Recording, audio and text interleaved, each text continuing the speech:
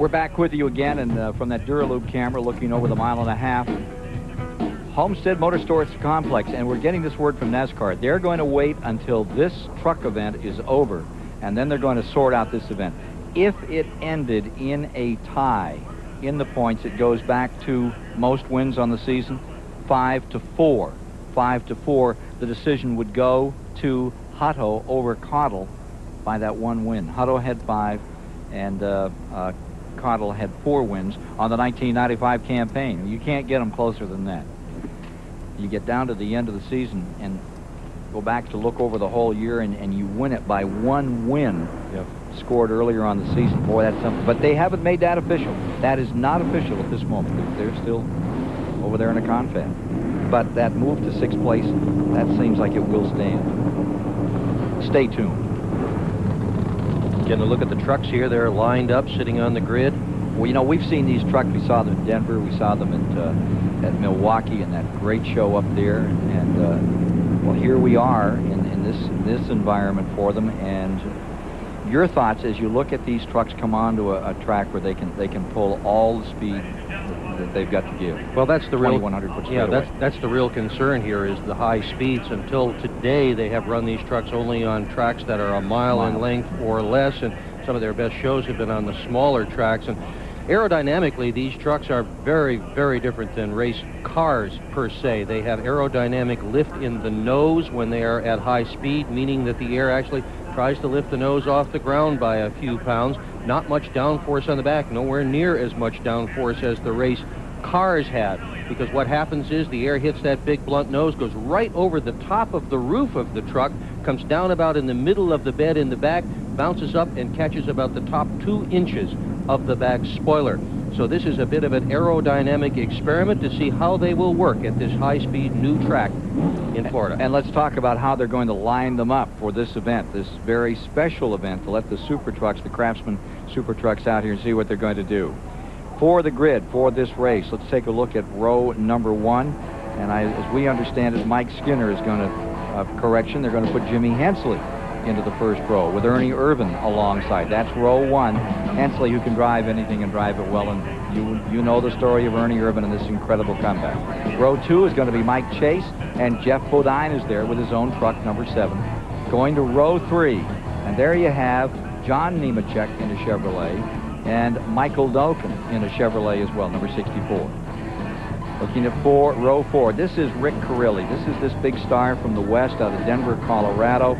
He's pretty much owned that track out there in Denver. He's run everything. He's won the Winston West. Watch for him today. And Butch Miller, who gave so many great races to this season's success of the Craftsman Series. Butch Miller out of the Midwest. Wonderful to see him run. Then you've got Mike Skinner, the man himself, that won the series title. And Ron Esau has come all the way from California. Give it a shot. Hey, it's going to be fun. The way they've done this lineup, by the way, is they have done it by points. But they've inverted the whole field. Now, all year long, what they've done is take the guy who was fastest and pretty much start him up front. They did a couple of little inversions, but this is the first time that the very best of the equipment has started in the back. That is with the exception of Esau, who is starting absolutely tail end because he is a late entry. Yeah, and that Mike Skinner turned this track at 41.066, 132.372, and there you're riding with Mike Skinner, who was the fastest out here, and they inverted the field. Hey, this is going to be like a short track race on a 1.5 miles. Wow. Skinner's strong. He won 8 of these races. They've had 20 of them until today. He has won 8 of them, won the most money. He won 4 of the poles this year. He has really dominated the series. And you're riding with Rick Carilli right now as he gets set to go. Carilli has yet to win one of these truck races. He's been close. He was second at Flemington, but has not yet crossed the line in first spot. Toted all the way in from Denver to run this. There you see that Biscayne National Park right off the back straightaway, looking down toward the Key West area. Actually looking toward the ocean here. Just a few miles down the road. The Florida Keys, all the way down to the end of the United States. All here at Homestead. Yeah, Homestead, Florida. The crowd keeps pouring in this afternoon. I mean, we started out okay. Well, I sold out for tomorrow. I think a lot of people had to work, and they've just flown out of work to get here. Look at this. The place is packed. Yep. And they want to see, because the word is, first race Craftsman Super Truck Series for 1996, Homestead, Florida. From the blimp, there you get a look. Call that a helicopter, call it a blimp. It's still a great shot. All right, we're getting set on this one. This is 25 laps. 25 laps to get this one undergo. Mike Skinner this season defeating Joe Ruttman and Ron Hornaday. Butch Miller wound up 4th in those point standings. And all season long, the excitement in this particular series of NASCAR, brand new series this year. Went out to Tucson, ran that great winter heat series, got it off to a bit of a start. But from the moment they cranked them up, time after time sold out. That crowd in Milwaukee, that standing ovation at the end of that race. And I think it was for the entire field. It was so amazing. At Mesa Marin, they sold out. They have set records virtually every place they have run. They ran at Phoenix last weekend, and they drew a tremendous crowd there for their race on Saturday. Huge crowd. And not a bad crowd for the first day here on a Saturday afternoon in Miami. Grand National going to appear tomorrow. They'll decide all of their points, all the point battles, although it's pretty much decided up in front. Johnny Benson is the champion. He's going to move on to Winston Cup, but there's a lot of guys that have said, like Mike McLaughlin, they're going to stay in Grand National at least another 2 years. They're happy there. And from second on back, the points are very much at issue in that Grand National division. Okay, we're getting set to go here. Truck racing's the story right now. We get ready to turn them loose, have ourselves some fun with the Super Trucks of NASCAR in their first time on a mile and a half. Dodge on the pole with Jimmy Hensley. Ford on the outside with Ernie Irvin behind the wheel. And that Dodge can give them fits. That's the Dodge that can really carry the mail on a big track. All right, getting down. Turned them loose. Coming up to speed. Bodine dives right to the inside. Make no mistake about it. And the outside, he's just sort of shuffling around there. Out in front goes Jimmy Hensley with the Dodge in front for the moment. Something unusual with this race is that NASCAR has let several of the teams load the truck with live computers to record data to see what's going on during the running of a race. NASCAR usually doesn't let you have a computer in any sort of race vehicle. Riding with Rick Corellis, he gives you a view coming around the speedway. The Denver, Colorado driver dives down to the inside. Boy, they pick up the speed on this. Here they are in the main straightaway. Hensley drawing away. Bodine pulls down to the inside on Ernie Irvin for second. Field into one. As they're in an overtake on Jimmy Hensley, Jeff Bodine. Driving his own truck this afternoon, wheels it off and comes after him in the X-side Ford. Back straightaway. And the fans are on their feet. No one sitting down on this one. Here comes Ernie Irvin and Skinner down to the bottom. Close competition. We're just going to go down and see how they feel and so forth. Oh, yeah. They dropped the flag, and it was for $5. Here comes Ernie Irvin. They'd put it all on the line. If there was nobody here, these guys would race all day. 3 wide. Now back to 2 wide. Skinner goes out in front. All the way from the back, Mike Skinner to the front. Mike Chase now in second spot. That's what we're used to in this particular series. Ernie Irvin up in there, Mike Skinner, Jeff Bodine. Or any series where there is a black vehicle with a white or a silver number 3 on the door. Bodine slipping back. Now he's starting. Counter again. Here he comes. He's under Jimmy Hensley. That little Dodge number 30 at Milwaukee just put on such a show with Hornaday and Skinner. 30 laps they fought. And as I say, at Milwaukee on that mile, an entire crowd stood up as one. And they must have applauded for 5 minutes. It was some performance, and it was an eat-your-heart-out kind of race. Here's Butch Miller's number 98. He seems to have found a place. They had 13 different champions from major American racing series, all in the Craftsman Super Truck Series last year. So much great racing talent. And to see Sammy Swindell run against Butch Miller, that's as good as it gets for me. All right, Skinner out in front. Here he comes, leading the pack. Any report of smoke out of the number 1 truck? That's Mike Chase. Scoop Vessel's machine. He was one of the originators of this truck series. 3 of them got together and decided we ought to race trucks. Then they realized that NASCAR could really do it right and handed it to NASCAR. Oh, yeah, there's that smoke. Vessels, Jim Venable, Dick Landfield, all part of the original group that began this truck series. Jeff Bodine on the low side now, getting it done. Butch Miller in the 98 car. That's the same car, or same truck. Sorry, truck. Oh, wow. Skinner comes across in first. Bodine is second. Ernie Irvin up to third. And back comes Jimmy Hensley with that Chrysler. I tell you, they are having one good... But they've had a good time wherever they've gone this year. It's been good, close racing, but everybody's had a lot of fun, too. It's been an interesting experience to throw so many diverse racers together in a single series, and everybody has gotten along just fine. Nobody's punched anybody else in the nose at all. Oh, I'm not so sure about that. There have been some moments. You get Joe Ruttman and you get Swindell, and they may put a black flag out on that number one.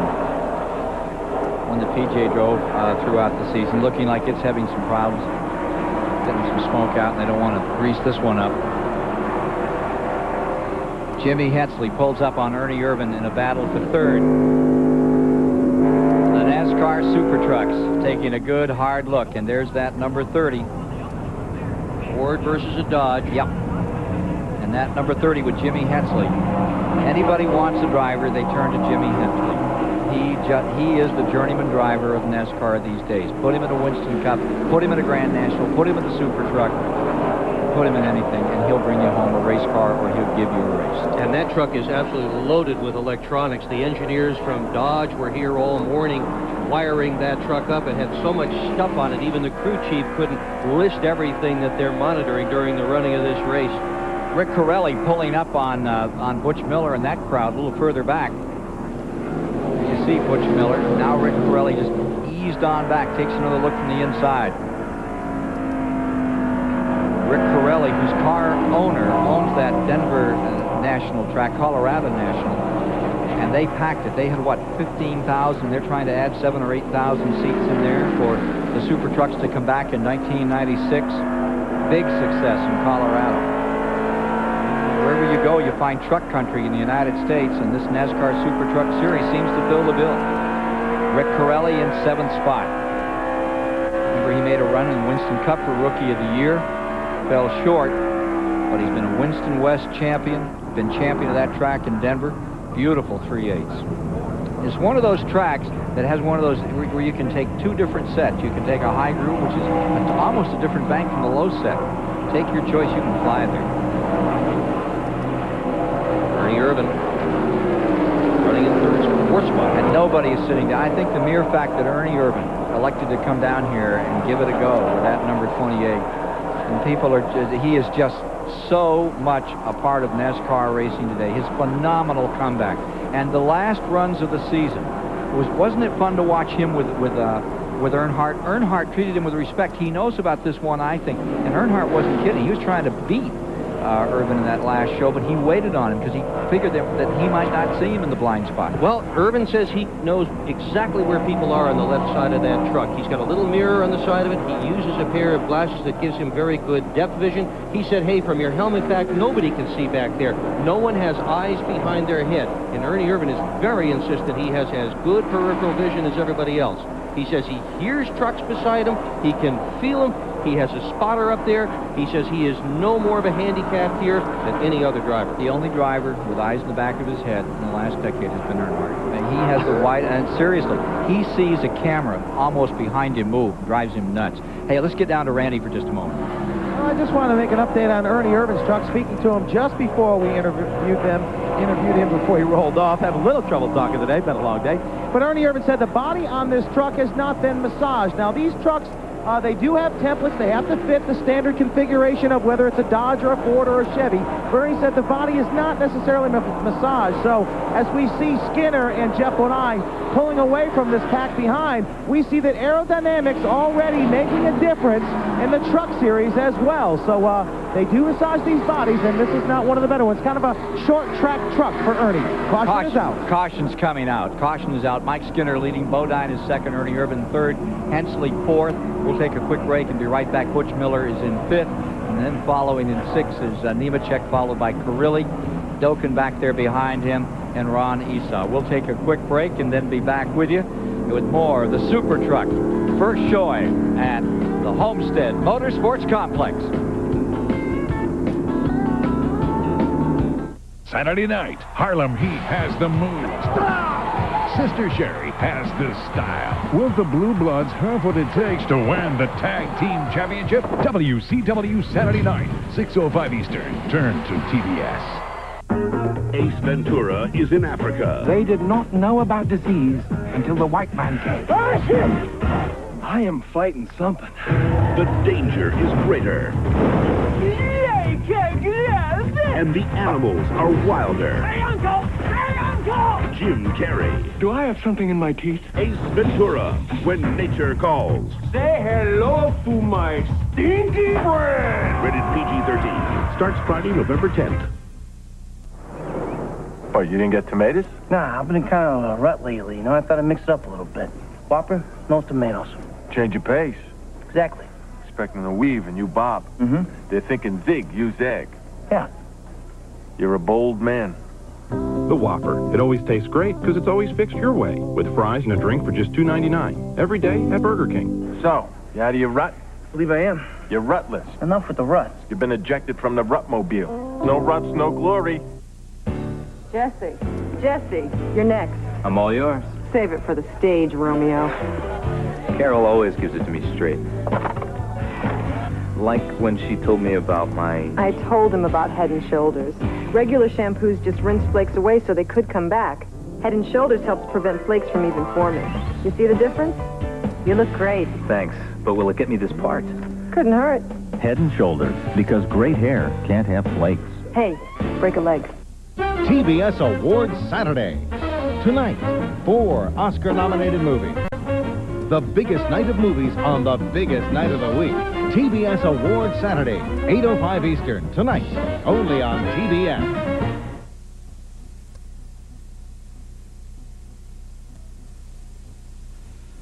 Miracles happen. The wonderful moving story of Ernie Irvan's comeback. Video of the year filled with moments and scenes you'll only find here. Call now 1-800-251-8888 for your copy of this incredible story of a brave man fighting back. Fighting back, we're just back under green, and there you see them on the break going into turn number 1, headed for turn 2. Ernie Irvan was up on the top, and they shuffled that one in a hurry. Into the back straightaway. We can pick up on those leaders. It's Jeff Bodine in the lead. He has not yet won in this truck series. Got 2 seconds, but no wins. There's Butch Miller in the 98. Crowding the bottom, running them 2 wide. Wide open, picked up the speed by about 25 miles an hour over the Dash Series cars. Here's Skinner on the outside.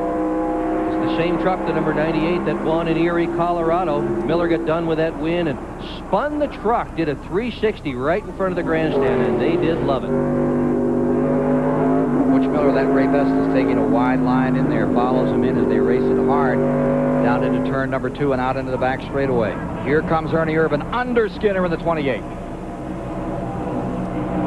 Ernie Irvan back up into third. Bodine, Miller, then Skinner and Irvan continue their own war. Yeah, look at the dent in the right front fender of Irvan's truck. He has come into contact with somebody. Lean on Me is the grand old song here. And I'll bet it was Skinner, because they were running awful close together. Having a great time. That's the postcard from Miami these guys will be sending home. Wish you were here. 175 miles an hour, feels great. Look at Skinner in the number 3, pushing it right through the corner. Now we've got the official word on the decision from that Goodies Dash Championship race. Here it is. Hutto will get 6th position. That's 6th place in the race. And he wins on a tiebreaker. 5-4 over Cottle. Cottle, 4 wins. Hutto, 5 wins. Hutto is the Goodies Dash champion for this year. Another memorable title back in 1961. A couple of folks from up in New York State. Billy Wimble, number 33, and Dick Nephew from Plattsburgh, New York. They went at it right to the end of the season. And in those days, they didn't have a tiebreaker situation. They called them co-champions, Billy Wimble and Dick Nephew. They're still arguing up there about that one. Let's get out of Steve Burns with some very happy people. Ken, with a young and emotional NASCAR champion, the youngest NASCAR champion ever, David Hutto. Congratulations. You're right, it's emotional, you know. I'm glad we could do it. First of all, I'd like to thank God, you know, if it wasn't for him, might not get started back going across the white flag. But I'd like to thank Shell Fire and Ice, also ETD, and Gateway Shell, and Jan and Mike Moore. They've worked with us. Shell has been working with us all year, and Jan and Mike Moore, they've been working with us for this race, and they've done a great job. Got us plenty of exposure for this race, you know. My dad, he's great, you know. If it wasn't for him, I couldn't be racing either, you know. And I'd like to thank all the people back home, you know, and all the people in the stands. I love Homestead, Florida City. You know, they made me right at home. Glad we come down here and race and come back again. Okay, congratulations, and Dad, congratulations as well. Mike Skinner's off the pace. A Shell Fire and Ice story for sure here today. Ice for a while, fired up at the end. There's your winner of the entire series. And out here in the truck race right now, Butch Miller has gone in front. Jeff Woodine is in second.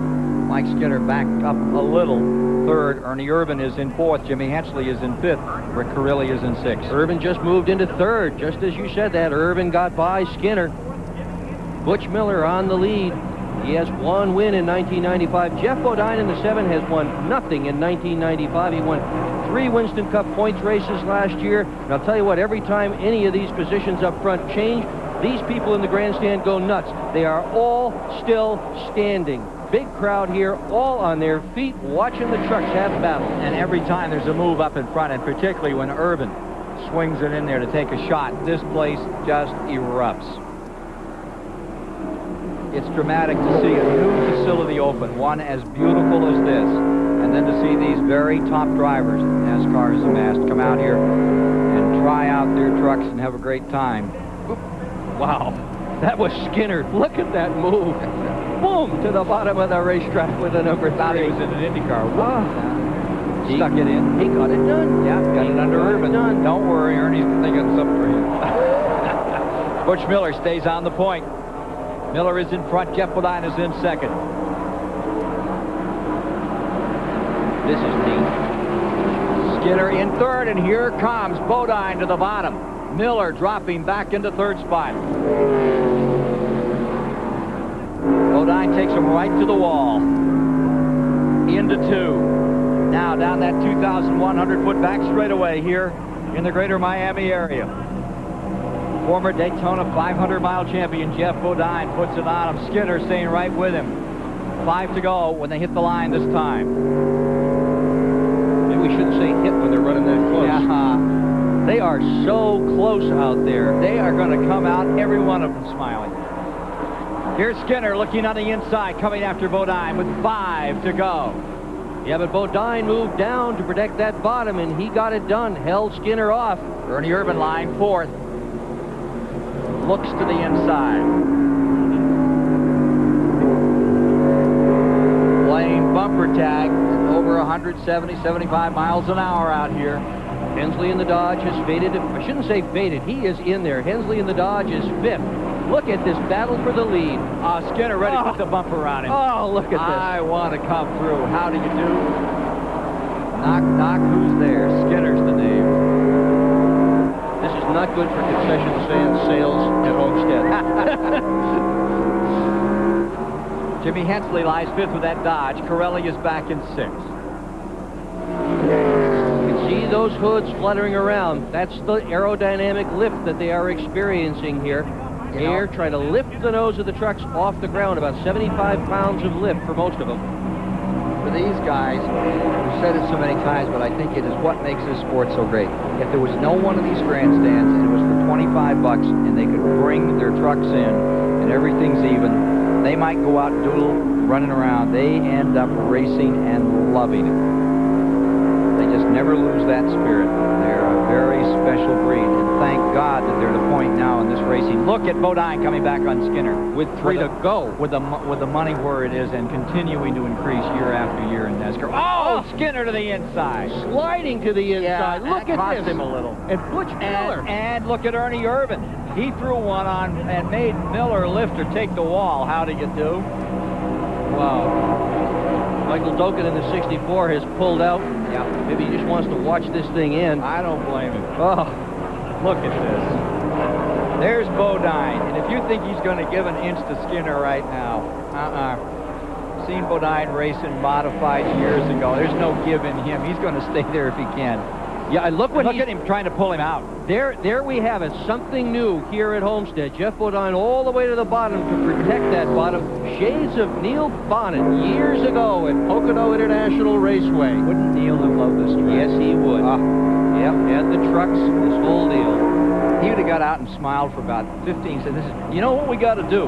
What we got to do is, and then he'd go through a litany of about 20 things that everybody'd have to change, and that poor crew, they'd go to work, and he'd come through. That's the deal. Take a look at Skinner coming back on the inside. Laps running down. White flag about to come out. Top two pulled away. They've got about 6 truck lengths on Ernie Irvin in third. Jeff Bodine is on the point. Slotted in second. There you see the 1995. Zoo! Just wanted to see how that wall felt out there. Brush it off. Skinner there. And here comes Irvin. I think they both hit it. I think they both touched the wall. I'm pretty sure Bodine creased it. Coming down, checkers about to fly. The Nascar Super Trucks coming to the line. They're going to open their season on this 1.5 miles. That's the word we get. And here comes Skinner trying to push him out. Crowd is on their feet and screaming. To the stripe, Jeff Bodine, Skinner, Ernie Irvin, Miller, Jimmy Hensley, Rick Corelli across the stripe. Hey, that was fun. John Nemechek finished himself 7th. We'll take a break and be back with some closing thoughts this afternoon from the great Homestead Motorsports Complex.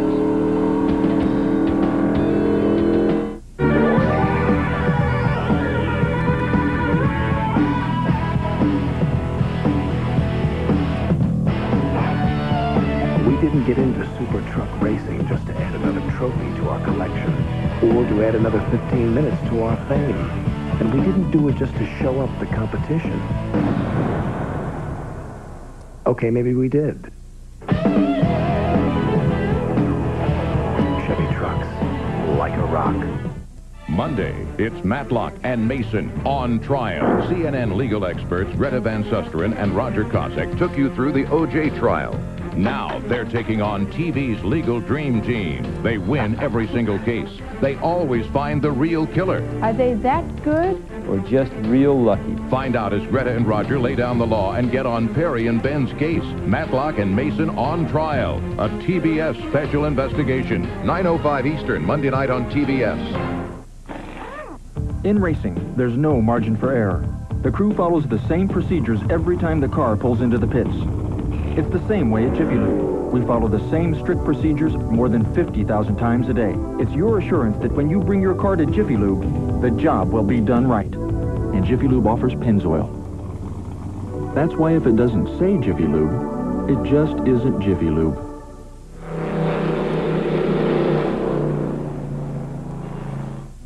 Everybody was sandbagging, but it was no use. The floodwaters bring more than destruction. They bring the unexpected. We lost everything. The volunteers go home and it's just you, throwing away your memories. Floods can strike anywhere, anytime. I never thought it could happen to us. The National Flood Insurance Program can help. We can't replace your memories, but we can help you build new ones. For facts on flood insurance, call your insurance company, agent, or this number.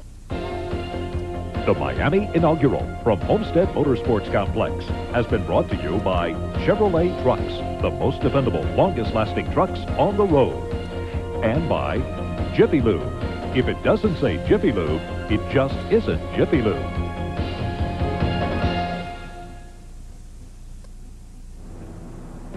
Welcome back, everybody, to Homestead. Jeff Bodine, the winner. What a battle with Mike Skinner, Jeff. Yeah, sure was. We've had a few of them this year, and this time we came out on top. We're glad for Exide, for Ford, F-150, for Tandy Tucker Salsa, LA West Fans, Bosch, Napa. You know, we wanted to win a race in this series before the year was over. Yeah, we know this isn't a points race. Yeah, everybody wasn't here, but we still won, and it feels just as good. Yeah! Way to go, Jeff. Let's go back to Ken Squire. If you think he feels good, think about Rock Hill, South Carolina tonight, where they're going to be celebrating the championship of David Hutto. who came home first in the point battle, one of the most dramatic finish of any NASCAR series. Take a look at these results, Dick, and your thoughts here today. Well, Jeff Bodine needed that win, Ken, every bit as bad as so many communities in America need a racetrack like this one. What a big day. Well, it's over for this afternoon. It's been an exciting day of racing at a brand new facility that's going to change the way many Americans feel about motorsports. On behalf of Randy Pemberton and Steve Burns, Dick Berggren alongside, I'm Ken Squire. We hope you've enjoyed the first day of racing at the Homestead Motorsports Complex. And American Racing thanks you, Homestead.